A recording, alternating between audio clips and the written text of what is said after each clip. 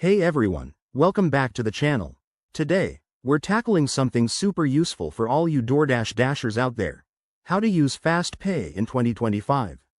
If you're tired of waiting for your weekly payouts and want your earnings in your pocket ASAP, Fast Pay is a game changer.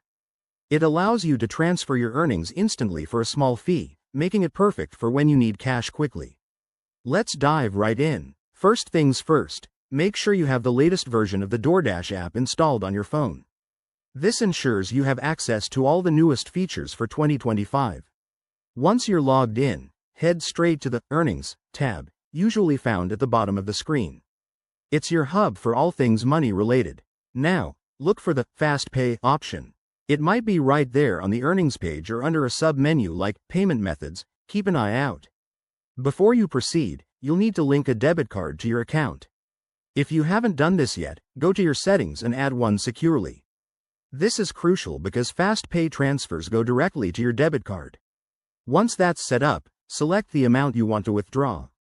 DoorDash typically lets you choose from your available balance, but remember, there's a small fee, usually around 1.5% or a flat rate, so check that before confirming. Hit the Transfer button, and bam! Your funds should hit your account in minutes, not days. One of the biggest perks of Fast Pay is the flexibility it offers. It's ideal for covering immediate expenses like gas or groceries after a long shift. Pro tip: use it wisely to avoid racking up fees. Save it for when you really need it. And if you're new to DoorDash, this feature can make your experience even more rewarding. There you have it, folks, a straightforward guide to using Fast Pay on DoorDash in 2025.